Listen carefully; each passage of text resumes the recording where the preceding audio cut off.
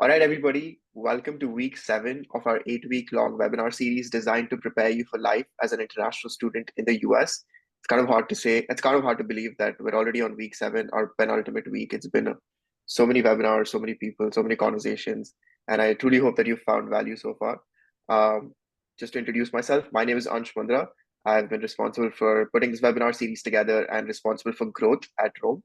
And we have two amazing speakers here with us today, Sanyogeeta Lawande and Mahika Rathod. And I'm going to let them introduce themselves. Sanyo, how about you kick us off? Yeah, sure. I work as a software engineer at Ford Motor Company currently, and I've been in the US for almost 7 to 8 years now. I've been working six of those, and then I studied at UNC Charlotte. I did my master's in computer science from there, and currently I'm in San Jose. So, yeah, that's about me. Hi everyone, my name is Mahika Rathod. I'm actually a second-time panelist, so you've probably, if you watched the first panel, you know me from there, but I graduated from NYU this summer with a major in biology and a minor in psychology. I'm currently working as a full-time research assistant at Weill Cornell Medicine, and I do research with stroke patients and in sports medicine and neuro rehab. Awesome. Thank you so much for being here. For those who don't know, the theme for today's webinar is life skills and independence. So we'll be having a little bit of a chat on that. So feel free to ask us any questions you have in the chat, and we'll try our best to answer them. So let's start off with a pretty broad questions. A pretty broad question. What are some essential life skills that students should develop to become more independent? And feel free to take this anywhere you'd like. Yeah, I'll go first. So I think essential skills, first thing I would say is like networking, and just being able to like talk to other people. You have to get out of your comfort zone and be able to ask what you want, right? When you ask, you might get it. So for me, when I was looking for my internship, I went to like a random event and I just met someone and I asked them, can you just introduce me to like somebody that works at your company? And that's how I landed my internship. So I think just that skill that you just walk up to somebody and you ask them questions, ask them what you want, that's really important. And then other basic skills, I would say, of course, like, cooking, driving, I think those will make you really independent, especially driving in US. It is one of the skills which will take you places. It is really important. I mean, in big cities like NYC, you can totally use subway. But if you are in California, you'll definitely need to learn how to drive so that you can be more independent.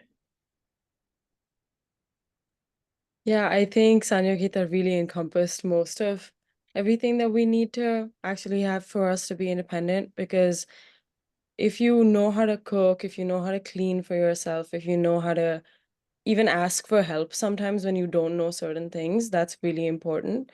I think something that I struggled with my first year when I came here was being able to ask for help, and that made me sort of collapse within a little bit.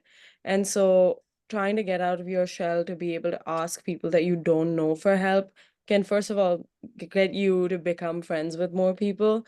And also another thing is you'll be able to learn different skills from different people. But something that will make you independent is being able to navigate for yourself. Just use Google Maps, just ask people on the street if there's something, if you're going somewhere and you don't know the way. But another thing is also punctuality. I feel like once you come into a more career-oriented setting, a more professional setting, being early is best. And so knowing how long it might take you to get from place A to B, knowing how long it'll take you to get ready and planning ahead, I feel like really will get you very far. Another thing is when you come to the US, you're not strapped for choices. The point is, which grocery store will I frequent? What brand of something will I buy? Will I frequent? What kinds of things will I try, to be able to understand what my usual things will be? I feel like that's something that you will take your first 1 to 3 months to get used to. So give yourself that time and grace. Yeah, I think just adding on to what you just said, Mahika, being willing to try new things and seeing which works for you and which doesn't. For example, if you're moving to a city like NYC, you're going to be spoiled for food choices, right? But if you only go to that one restaurant, if you only go to Chipotle, if you only eat that dollar slice pizza, then you won't really know what's out there. So I think just being willing to explore and saying, okay, let me try this $12 burrito, but also let me try this $10 whatever meal that this restaurant is serving, so I know what works for me, because in the long run, that will definitely help you save money. Before I go on with my next point, I just want to welcome Simran. She's part of our team as well. She's just going to be moderating the chat. So if you have any questions, Simran will answer those for you. But Sanya, I wanted to ask you about your first point where you mentioned that being willing to talk to people at networking events. I want to Yeah. understand what your internal conversation is before you go and approach that person, because personally at networking events, I find it hard to randomly just go and talk to people. So I want to hear some tips from you. Yeah, so in the beginning, it was definitely very hard for me as well. I used to stand in the corner, not go and approach people or expect that people would come and talk to me. But as time went by, I realized that if I don't go and approach people or if I don't go talk to people, this is going to be detrimental to my career or detrimental to like my success in US.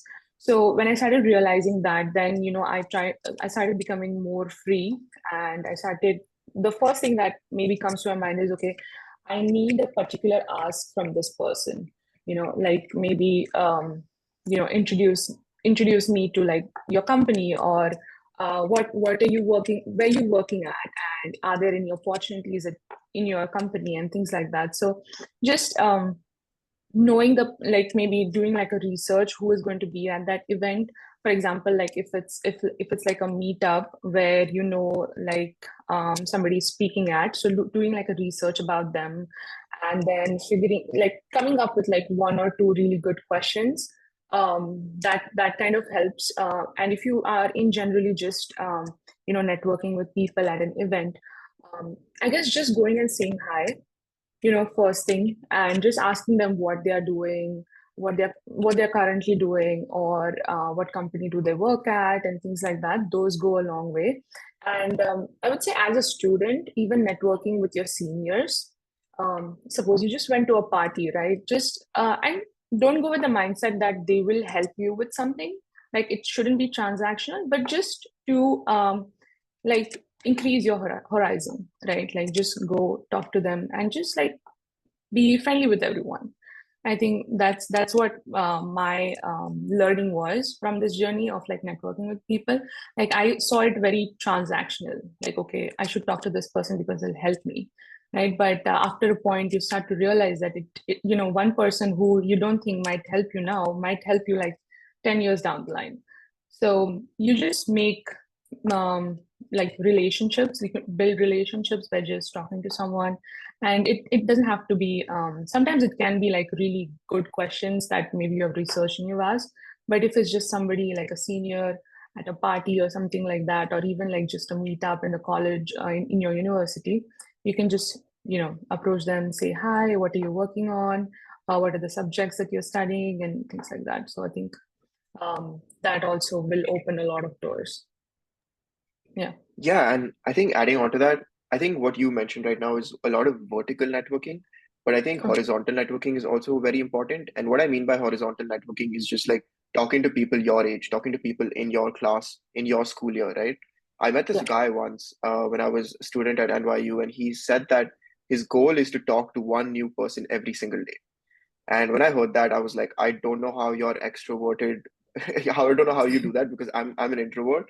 But maybe having that sort of mentality, like, okay, I'm going to talk to one person this week and seeing what sort of relationship that sprouts. Because oftentimes these networking chats and these networking events seem very transactional, as you mentioned. But most Mhm. of the time, people really are attracted towards people and want to talk to imperfect people.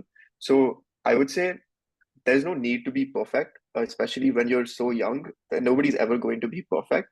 And also, let's go back to vertical networking as well. I think sometimes I used to get quite intimidated going up to these people and talking to them, simply because I'm like, oh my God, there's so much more than me, like they've done so much more than me. They're so far ahead in their career. But then I told myself that I can't compare my journey to theirs. I can't use my ruler and compare their life using my ruler. And so what I would say to that, if you feel scared of going and talking to people, is like, don't diminish your self-worth simply because somebody else is accomplished. You can also be accomplished and they can also be accomplished, and you can also both meet in the middle, and just have respect for their journey, but also have respect for your journey. And I think that will give you a lot of self-confidence. Yeah. I also want to go back to the second point you mentioned, which is driving. So Mahika and I, we both live in NYC, so we never had to face the issue of getting a car and getting a license and all of that. So how did you go about figuring that out for yourself?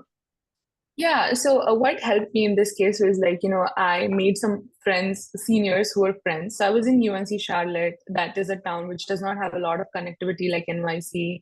So, with the first thing that we had going on was, okay, what if we like get like a driving license? And I knew a few people who had already done that previous year, and they were senior to us. So, I reached out to one of them and I was like, hey, would you be willing to show me how to go about this whole thing, right? Because there is like, it's very different. Like there's like a written test and there's like a driving test. So how do I even start going about it? So that's when then my senior came in and he started helping me out. These are the things that you have to study for the written test. And then, maybe we can rent a car and I can show you how to drive, or what is asked in those exams, right? In the driving exams. And we did exactly the same things that they asked us, and that's how I got my driving license. So just reaching out to people who already have it, they will help you out. I think a lot of people are willing to help. So yeah, I think that's a good way to go about it. Yeah. Absolutely. Mahika, coming to you, you mentioned how building punctuality is such an important skill, simply because you're managing so many different things. And I know you manage a lot of things and you do more than what most people do in a week. So what strategies do you have to organize yourself and keep yourself in check with all the responsibilities that you've given yourself? Yeah, I definitely think it's so important, and it truly gets you a lot of places because there's also passive networking that you're doing when you're at a job, when you're in school with your professors, with other people that come early to class and all of that stuff. Is For me, the most important thing to do is time block. And I just use Google Calendar. For the longest time, I was trying to get on the Notion grind and to try to make all of my calendars look aesthetically pleasing and for me to have different systems for different things. But I just found myself reverting back to like simple pen and paper to-do lists and Google Calendar time blocking. And so I think something that's really important with building that punctuality is prioritizing your tasks. And so what's important, what's urgent, what's not important, what's not even urgent, So those basic situations and scenarios that you can place your tasks into is so important, just because once you actually get the mood of working, what are you going to do first? I feel like what I used to struggle with, and still sometimes I do, I don't believe my systems are perfect. And is that when you start working, you're like, oh, I don't know where to start. And I feel like the first 10 minutes, if you just take that to organize yourself and tell yourself, okay, I know that this is due tonight, or I need to finish this by the end of this week. How am I going to place myself in order for me to achieve my best success and in order for me to apply myself in the best way? And so I feel like that's really important. And feel free to add, you guys. Yeah, no, that completely makes sense. And I think this is maybe a little bit tangential, but we all fall into maybe this trap of doing more and more and more because we think that that will make us productive. And in the eyes of others, we'll seem like we're doing so much. But as I grow older, well, I sound like an old man saying this, but as I grow older, I find more joy in doing lesser things, but doing them Well, properly, like doing them to the best of my ability because I find enjoyment in them. yeah, And going on to that, I feel like prioritizing rest and prioritizing your mental health is also so important. yeah, And that's such an important yet understated and underappreciated life skill. Especially for me because I really struggle with just resting and not doing anything. But then what I'm starting to realize is that peace and happiness only comes when you have internal rest, like when you are internally satisfied with who you are.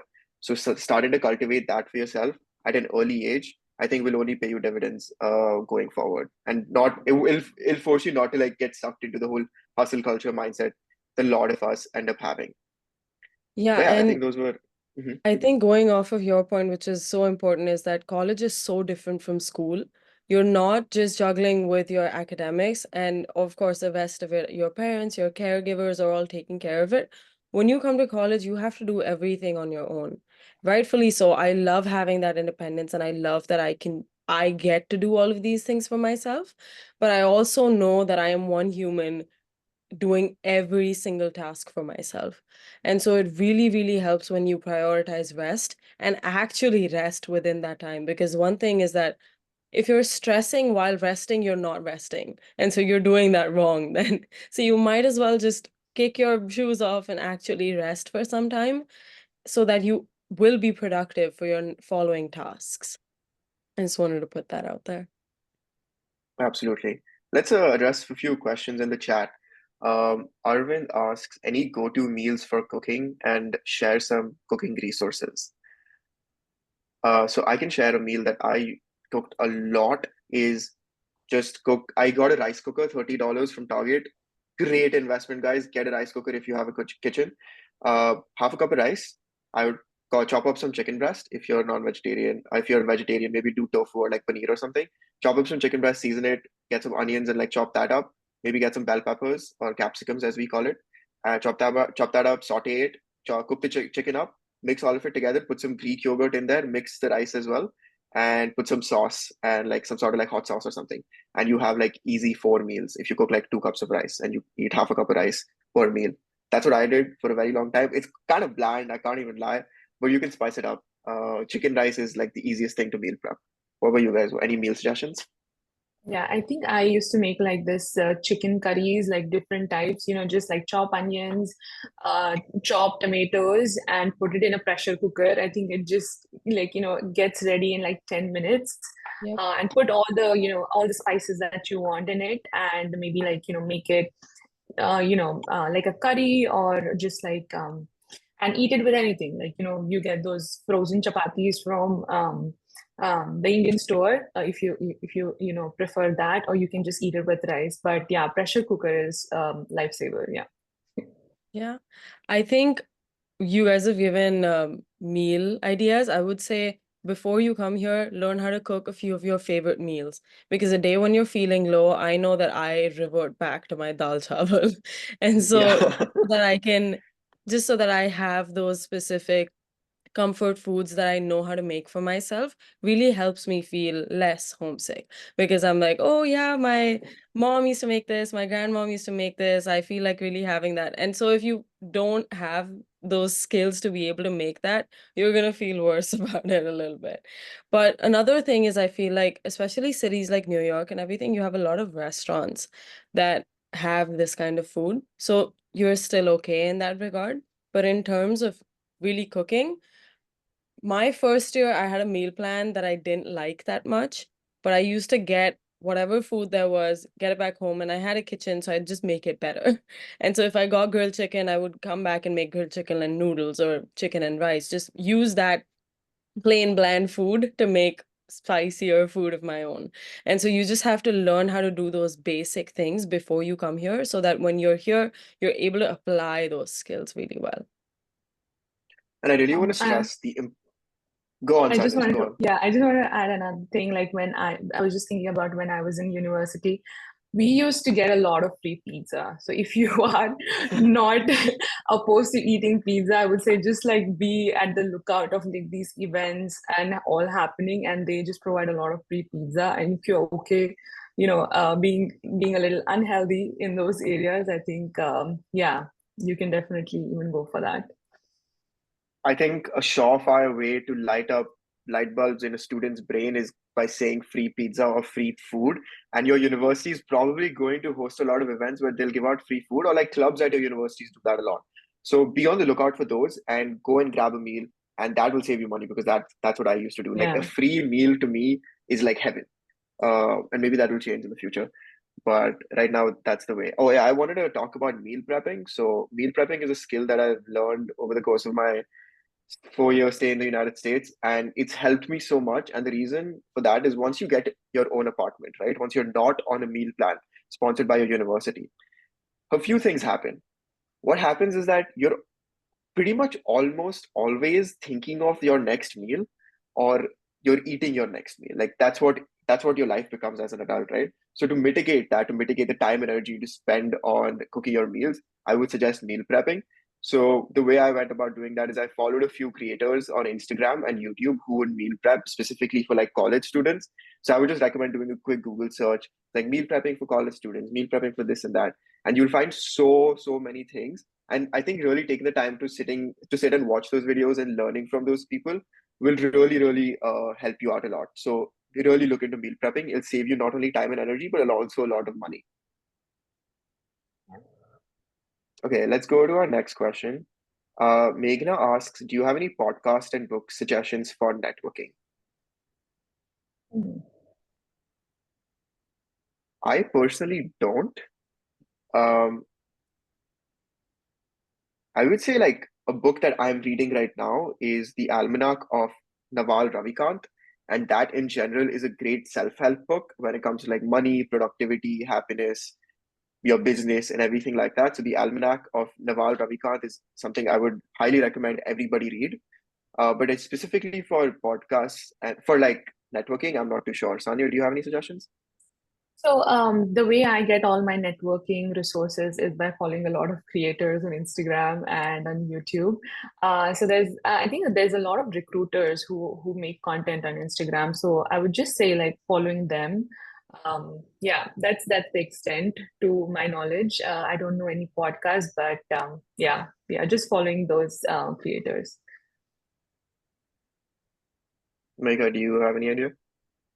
Yeah, I would say that following creators is definitely a good idea, but also in terms of books and podcasts, if you look through categories of even personally focusing on body language, how you present yourself, what kind of phrases you commonly use to be able to hook someone into a conversation. So while I don't have specific books to recommend, I know that all of these things are really important when you network. And the thing that I was talking about with passive networking is when I used to work a part-time job as a senior in college, and that's how I got my now full-time job. And that's because I was able to showcase all of my skills beyond what was needed for that particular part-time job, right?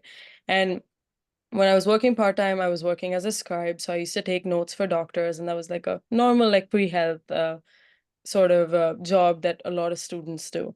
But the fact that I was able to order different blood tests and MRIs and X-rays and be able to help patients out with certain aspects of their work and even focus on the anatomy and physiology of what is actually going on with patients is why one of the doctors recommended me to become a research assistant for their own department.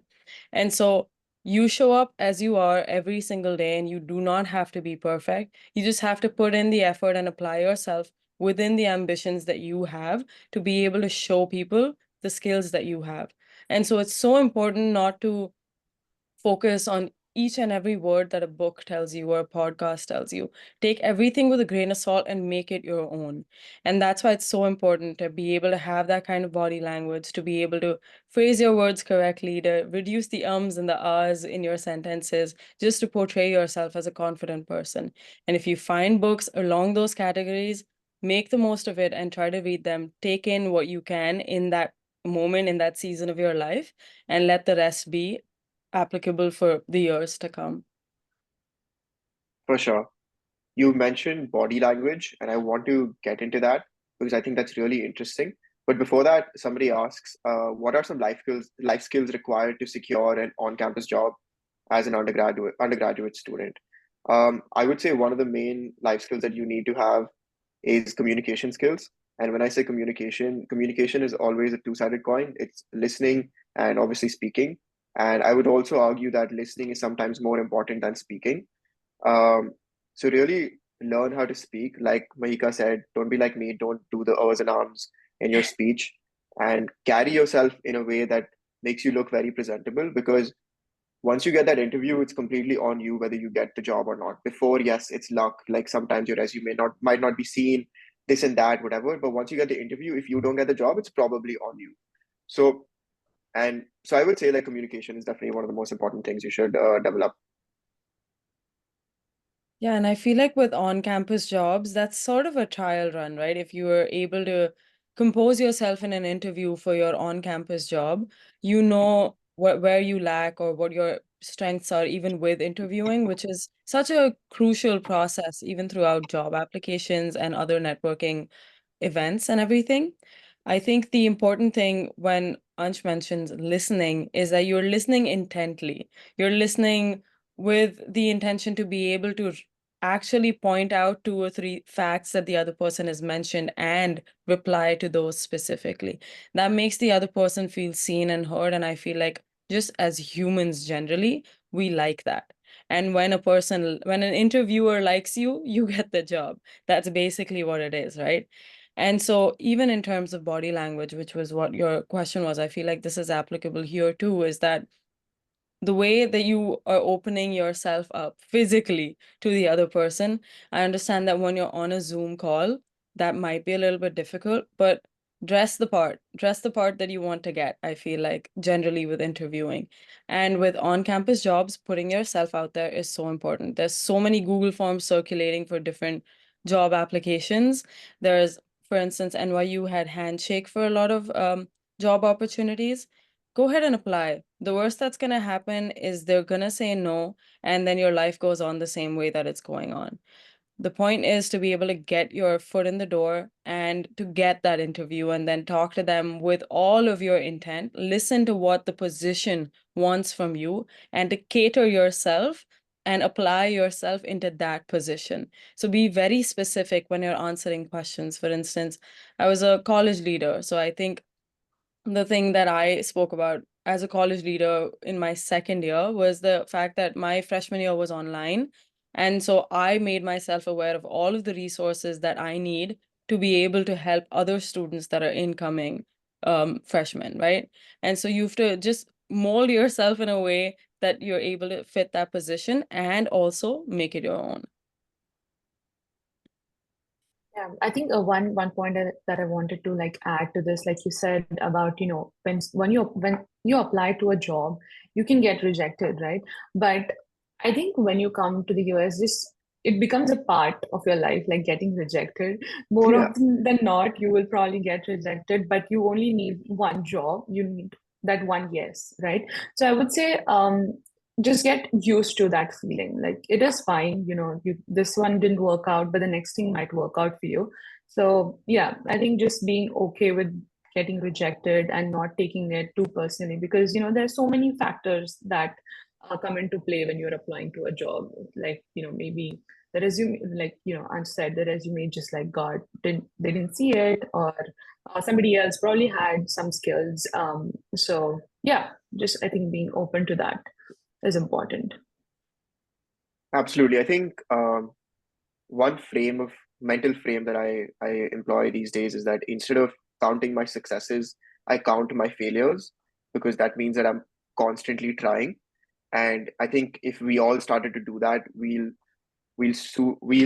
realize that success is nothing but just staying consistent and just trying again and again and again, because that's what successful people do. So start to count your failures. How many times did you fail the last week or the last month? And if that number is zero, and if that number is like one or two, maybe you got to try harder. Maybe you got to put in more work, and then you start to see the success that you so badly desire. So Yeah. try to fail is what I'll say. Mahika, like I mentioned earlier, I want to dive into body language because that's so interesting. I don't think a lot of people talk about that. What are some things that you think people do subconsciously that are putting other people off, that Mm. make them not attracted to you because you're doing this one thing and you Mhm. don't realize it? What are some things that people do? Um, Before we even get to body language, I feel like hygiene is a big thing. Something that Uh-huh. puts people off is the way other people smell. That's definitely one thing. And that's obviously under your control, the kind of hygiene practices that you have. That's one thing. Another thing is the way your shoulders are either facing towards the other person or away from them. That shows you if the person is going into the conversation or running away from it. That's a very telltale sign. When you're sitting, if you're sitting with your legs completely crossed, like usually that's how women sit, and I mean, that's just how societally we're taught to sit.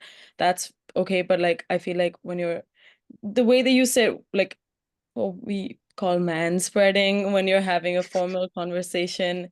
I feel like that's something that at least puts me off when I feel like a lot of body language things then people will notice them and they're like, oh, I feel a weird vibe, but there's such a specific thing that the other person is doing to have you get that vibe that once you actually try to pick up on these things and people watch and look at how other people are conversing, if someone is sort of if their feet are towards the other person, if their feet are away from the person, if they're looking away, if they're looking on their phone while you're talking to them, I feel like that's one of the bigger ones these days, is that even when you're going to a party and everything, is that people will be on their phones and they'll and then you just simply know that they're not interested in that conversation. Even if they are, then maybe they've just got something more important going on. I personally feel like it's best to tell someone like, hey, give me 1 second. I have this, like, I really need to reply to this email right now. Just give me 1 second and I'll get back to the conversation. And another thing I feel like, which is not even just a bad body language thing that puts me off, but in general, I feel like people do it because of a lack of confidence, is crossing their hands when talking to someone. Is they're so, I feel like, into thinking about how they're feeling that they'll cross their arms and put themselves as less confident. But on the opposite side is there's some people who will stand with their hands crossed, their head held up high with some overconfidence. So I feel like there's so many different minor movements that people can do that's totally shift the power dynamic of the conversation, even when there doesn't need to be one.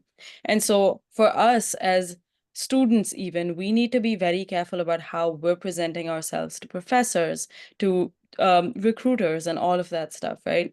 So I think it's really important to notice what you naturally resort to. If you're leaning on one hip more than the other, standing straight and not leaning on things, all of that stuff really portrays confidence and it portrays self-assurance. And yeah, I think that's something that people should think more about. I think that's very well said. One thing I want to add is the silence that occurs between conversations. Yeah. It is something that a lot of people want to avoid, right? Because it makes them uncomfortable. When you're talking about one topic and maybe that topic is exhausted, right? There's nothing else to talk about and you need to move on to another conversation. There is a certain silence. Sit in that silence. Because if you're able to sit in that silence, you tell the other person that I'm confident in just sitting in silence, because a lot of people aren't, right? They want to fill that silence up with uhs and arms and like, oh, how's the weather and this and that. All of that is fluff, right? But if you really want to establish yourself as somebody who's confident in their own skin, just keeping eye contact and Yes. thinking about what you want to say before you say it will just elevate you so quick. I've seen people do it, and the way the power dynamics shift is Yeah. actually unreal. Yeah. Like, you can really see who's in charge of a conversation by actually looking at the person who's not speaking as much sometimes, right? Looking at the person who's only speaking when they're either spoken to or when they actually have something of importance or of value to say. And another thing is that if you create a reputation for yourself where you're always talking, where you're always making unfunny jokes, or where you're always saying something, it'll be like the story of the boy who cried wolf, right? Where he kept crying wolf and he kept pranking these people, but they didn't listen to him when the wolf actually came about, simply because he was just a prankster earlier on. So if you keep talking, then your reputation is already set that way, and your audience is not going to take you as seriously as they should be. So I think those are really important life skills as well.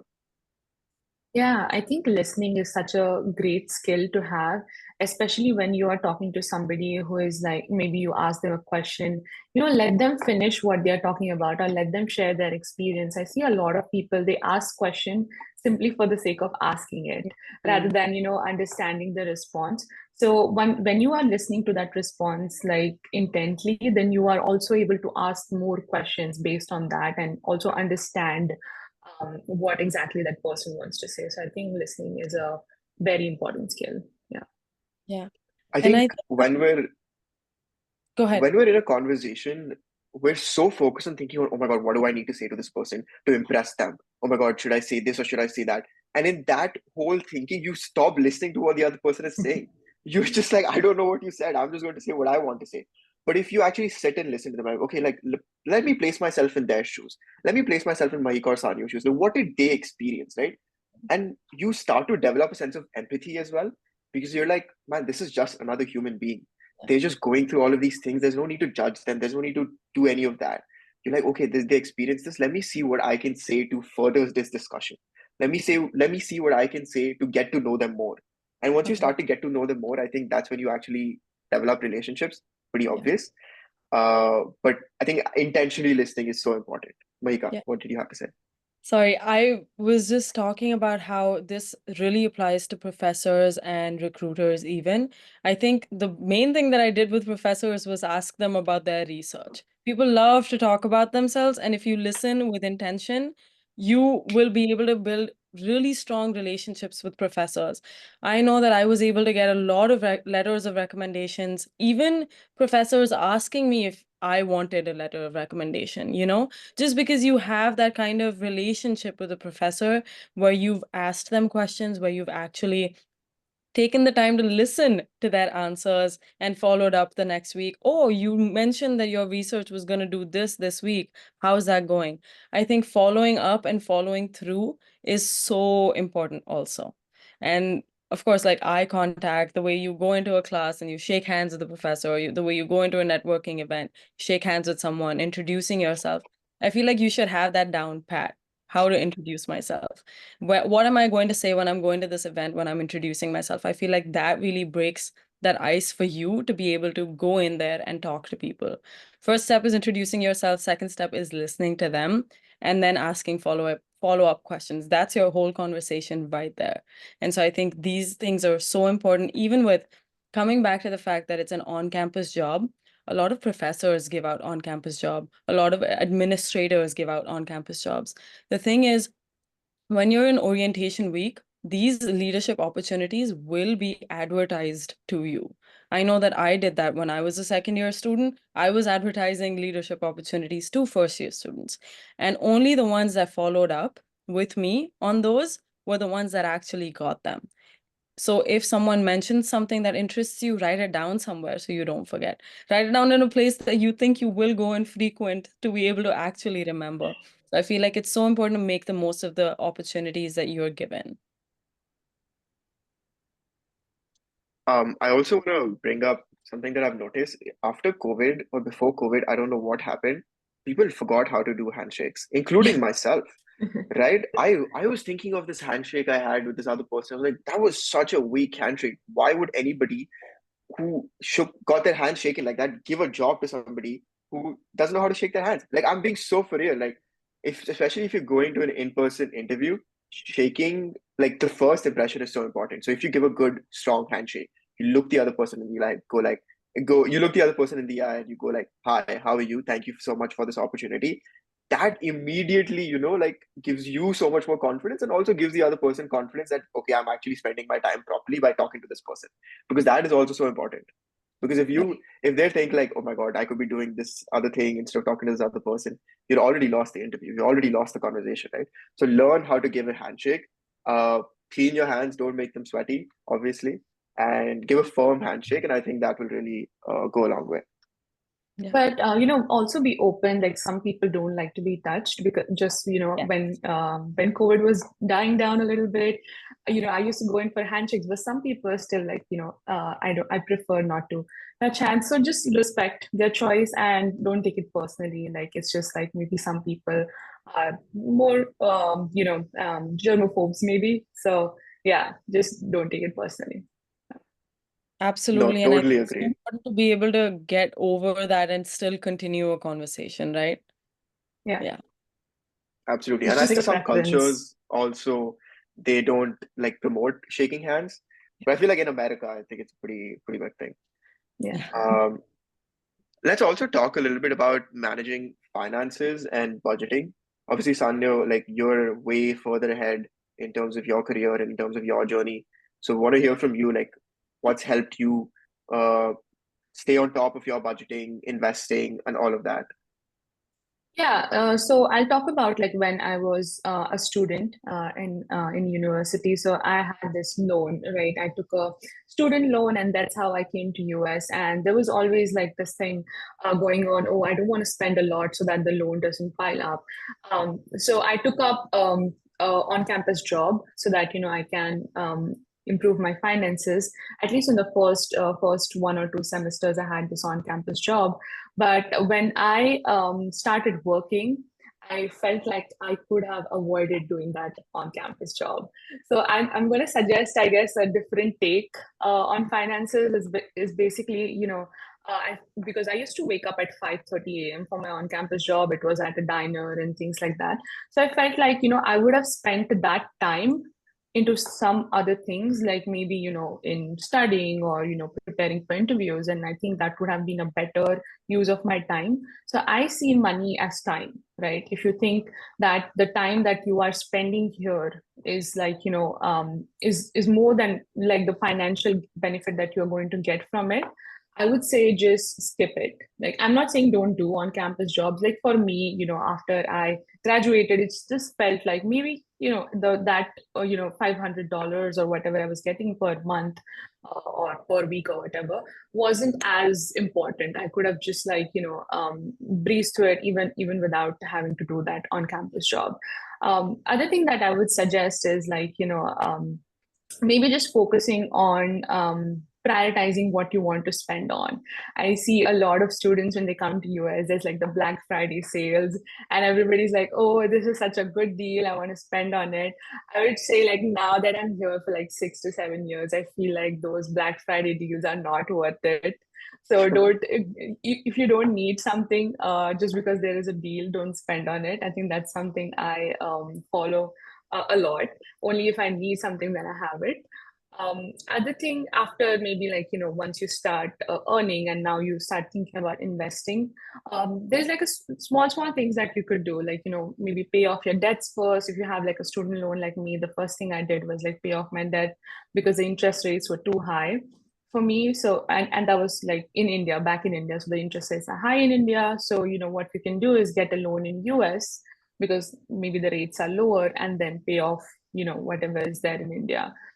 So I think just like, doing those small things. And then other thing I would suggest is like, even if it's like a small amount, start investing from the first day, like when you start, getting money. I think that's one thing that I missed out on. I waited like for 1 or 2 years, and then I started investing. I wish I would have started investing earlier. Um, and the way to like do investment, there's like different things you can do to invest, and I'm not like but just like go over your goals, what you want to do with that. What are your goals for investing? What are your goals for budgeting? What are the things that you are spending on? Just have like a good understanding of those things, and once you have a good understanding, then I think you also have like a good plan. It's easy to build a plan for that. So yeah, that's what I would suggest.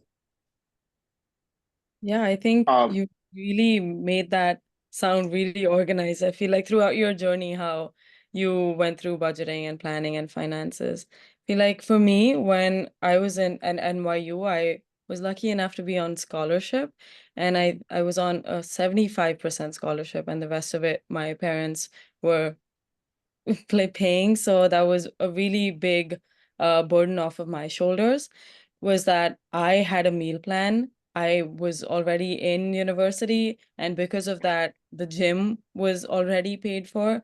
And so my first 2 years, I spent nothing. I was on campus housing. So I knew to myself that if there's something that I cannot afford, I just simply will not buy it. And that's totally okay.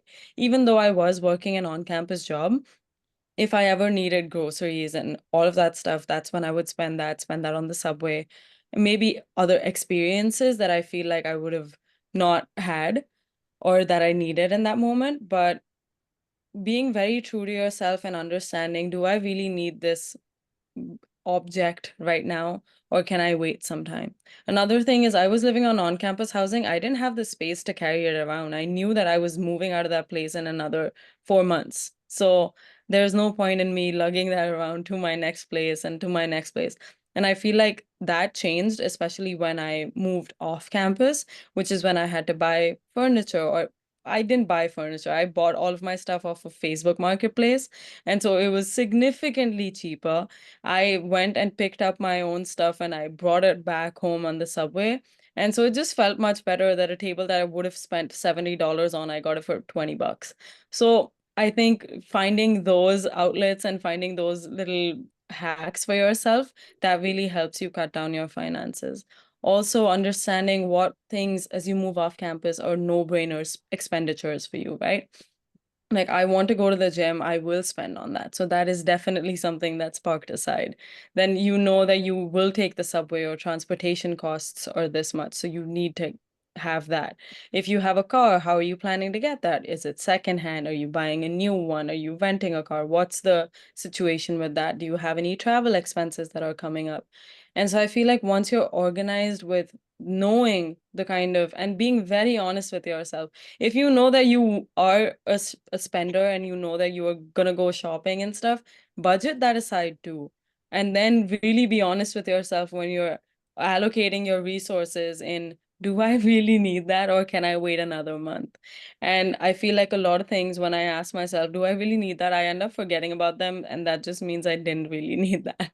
But also, do not, and this is something that I used to do, is um not spend money on food. That's something that I used to do. I used to try to cut corners and save money by maybe getting one meal and splitting that into two. Nope. Do not do that. At the end of the day, I'm like, oh my God, I had that one meal. We was just split into two. It didn't even satisfy me, and I'm still hungry.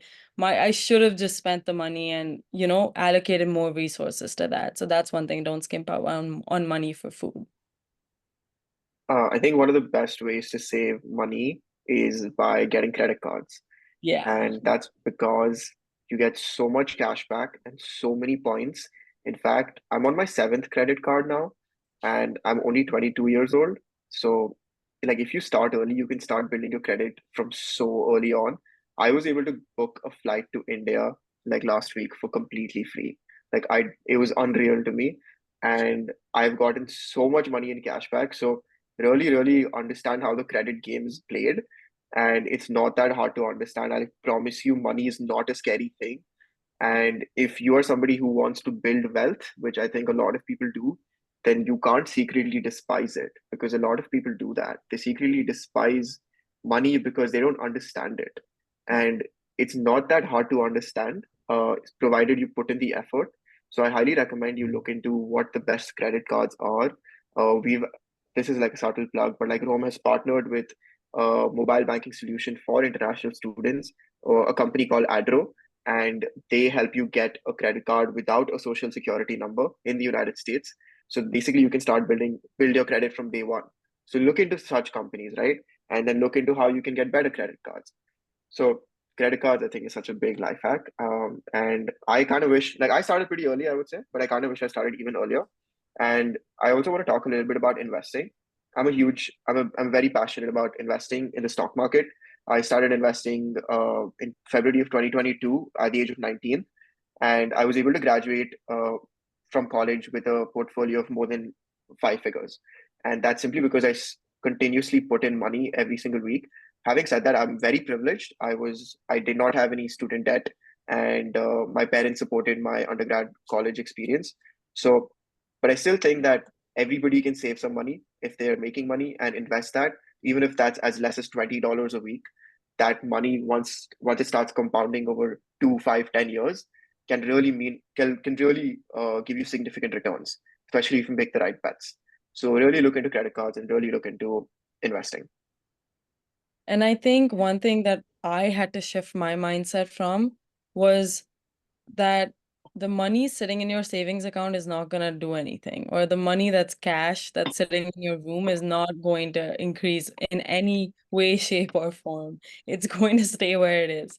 And so it's so important, even if you have that little bit, to be able to invest that. That's really, really important. And trust yourself to be able to pay off your credit card. Don't bite off more than you can chew, and make sure you're paying back your credit debt on time. And you will be able to do it. I started pretty recently. I feel like 8 months ago, I got my first credit card. And honestly, I'm a huge fan of credit cards now because I know how they work, and I'm on my second one now. And so it really gets you. That cashback money is great, honestly. And so to be able to trust yourself to do that, and you learn from the mistakes of others, and there's so many resources online. Do your own research. So this is none of us are talking about like proper like financial advice. This is not that. We're talking about our experiences, and I feel like what's helped me is learning from the experiences of others and doing my own research and being able to trust myself that I will pay off what I'm spending. And if I can't pay it off, will simply not buy it. That's a no-brainer. It's okay. I will live. One thing I wanted to add, like, just because like the economy is so shaky right now, like having that what do you call it? Like safety fund, that is also important. So you can put it in like a high yield saving, but at least having it for like 3 months if you're working. And if you can do this, having it for 3 months and putting in a high yield savings account is also going to help you a lot. Just because it's not the best out there right now, just the way things are happening. But yeah, once you have that, then definitely go with investing. Yeah. So we have about 8 minutes left, and I want to end the conversation by talking a little bit about the importance of putting yourself out there and talking to new people. And so I think a lot of people, including myself, we experience homesickness and culture shocks when we move to the United States. And the way we try to deal with that is by sort of sticking on to and clinging to who we used to know in our past, like, or talking to our family members and our friends, right? And I think a lot of people end up just doing that instead of meeting new people. They sit at home and they're on Botem or Google Meet or Zoom, and they're just talking to their friends and family like, "Arey yaar, I miss my this and that so much." What advice do you have for people like that who find it hard to put themselves out there? Micah, do you want to go first? Yeah, sure. I can go first. I feel like that's simply it, putting yourself out there. If you confine yourself to the four walls of your room and you're on FaceTimes and on Zoom calls, then you're not going to make friends. People are not going to automatically come into your room and say, "Hi, let's be friends." You have to be able to be confident in yourself. That's the first step, to be able to go and say hi to a new person. And I understand that there's a lot of introverts out there. There's also other introverts out there waiting to be found by you. And so if for those first 3 months you can let go of that shell to be able to sit next to someone in class and say, "Hi, like, I see that you're also in this other class with me. We should exchange numbers so that maybe we can study together sometime." I feel like that's a big thing in university, and that makes it much easier when you're in university to be able to make friends with other people. It helps when you're in the same class and you're like, "Hey, I know that we have like a quiz thing coming up, but I really don't know how to study for this class." Or, "I have an idea. Let's like group together and study with a bunch of other people." You will at least maybe get one or two friends out of there. That being said, people that you meet in your first year may not stick till your senior year, and that's fine. You need to learn to be okay with that. That's something that I struggled with because I'm the kind of person who makes a lot of deep relationships and a lot of friendships that are meant to stay for life. But sometimes you just need to understand that some people come in for a season, and that's okay. And so when you're in college, putting yourself out there, going to club fests with your friends or with people that you just met, is so important because maybe you guys are interested in the same thing. People in college have so many different interests that you are meant to find something in common with at least someone. And I think it's so important when you are in your freshman orientation and all of that stuff that when they ask for icebreakers, listen intently what other people are answering. My fun fact is blah. Oh my God, I heard your fun fact. That is so cool. Tell me more about that. Go in and ask questions that will get the other person to speak on a level that's deeper than, hi, my name is this, my major is this, I come from here. That's not going to make you friends. What's going to make you friends is, I had a pet parrot when I was 5. Oh my God, tell me more about that. I love parrots. Like, what was your experience like? Something like that. And I think that will really take you a long way. Even when you're on the elevator in your dorm and you see someone that you don't know, hi, oh, what's up? Like, how's it going? Are you a freshman? Like, what year are you? Trying to find those things that you can connect with them about. And once you have your few friends, don't just stick to them either. Yeah, make plans, go out with them and all of that stuff, but also be open to having other friends in other classes or meeting your friends as friends and all of that kind of stuff. Yeah, I like the idea of like seasons, right? When you were probably back home in your home country, that was a season, and when you come to US, it's a totally different season, right? I think just being open to this idea that you are not going to stay in your comfort zone, you have to come out of your comfort zone when you come to a new country, and just be open to like new experiences. I guess, don't sit in your dorms or don't sit in your apartment. You're in a new country, you're supposed to explore every aspect, and there's just so much to explore here in US, right? So I think just being open to that possibility. And when I feel like when you go out, when you go to events, when you go to anything that's happening in the university, I'm sure there will be somebody who you can go and talk to, or somebody will come and talk to. So I would just say, like, just get out there, like, just like Ansh said, getting out there is important, and just having that mindset that you have to come out of your comfort zone. It's a new country, new experiences. Yeah, you have to come out of your comfort zone. Can't stress Absolutely. that enough. Yeah. I think that's the perfect way to end it. I just want to say that studying abroad is scary, but it's also fundamentally beautiful. I have met so many amazing people because of studying abroad, moving 7,000 miles away from my home, and being an independent person has become one of the biggest joys in my life because I can trust myself and I can walk down the street with my head held up high, knowing that I somewhat have my stuff figured out. And you might not have it on day one or month one or even year one. And that's completely normal because all of these things take time.